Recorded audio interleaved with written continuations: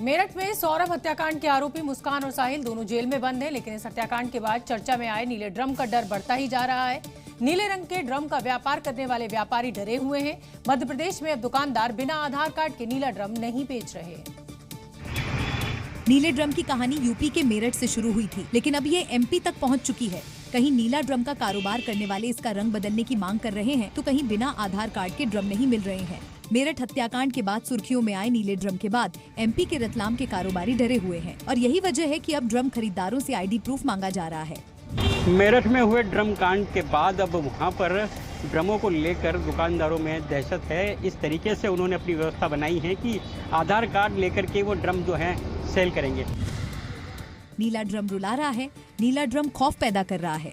दरअसल व्यापारियों को इस बात का डर है कि अगर उन्होंने किसी संदिग्ध को ड्रम बेचा तो वो भी पुलिस की जांच में फंस सकते हैं, इस दायरे में आ सकते हैं। यही वजह है कि ड्रम कारोबारी सुरक्षा को लेकर ज्यादा सतर्क हो गए हैं।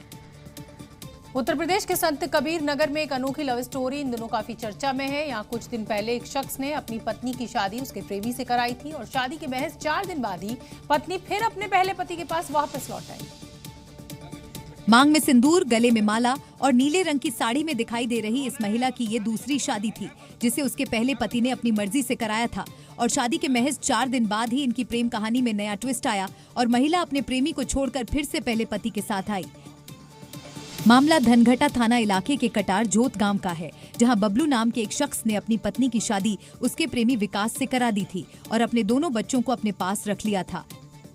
लेकिन शादी के 4 दिन बाद ही बबलू का मन बदल गया और वो पत्नी के नए ससुराल पहुंचकर अपने बच्चों की दुहाई देकर पत्नी को वापस भेजने की गुहार करने लगा, जिसके बाद नई ससुराल वालों ने पहले पति के हालात को देखते हुए महिला की राजी खुशी विदाई की और उसे पहले पति के साथ भेज दिया। यही कह रहा था, हम परेशान हैं बच्चों के लेकर के, हम जिला खिला नहीं पाएंगे और हमको गलती का एहसास हो गया। भाई पर्दार इनके चढ़ाए में आके एक काम कर दे, गलती माफी कर जाऊं। वहीं महिला के पहले पति ने गांव वालों के सामने फिर से अपनी पत्नी को स्वीकार किया और उसकी पूरी जिम्मेदारी उठाने की शपथ ली।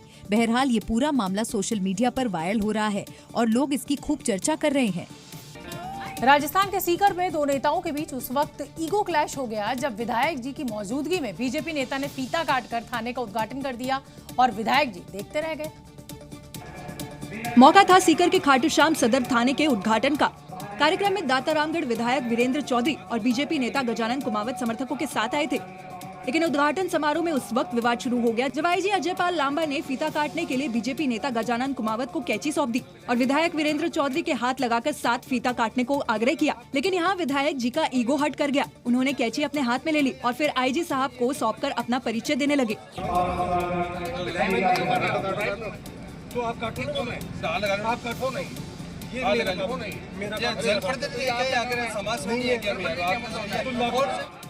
असली खेल शुरू हुआ तब जब आईजी ने बीजेपी नेता को कैंची पकड़ा दी। बस फिर क्या था, विधायक जी बहस करते रह गए और बीजेपी नेता ने मौके पर चौका लगा दिया। बहस होती रही और खेला हो गया। बीजेपी नेता ने लाल फीता काट दिया और ताली भी बज गई। बताइए, विधायक जी के सामने कांड हो गया। मान सम्मान को ऐसी ठेस पहुंची कि नारेबाजी शुरू हो गई। इसके बाद विधायक वीरेंद्र चौधरी ने कार्यक्रम का बहिष्कार कर दिया और हारे हुए प्रत्याशी से फीता कटवाने पर आपत्ति जताते हुए इसे अनुचित बताया।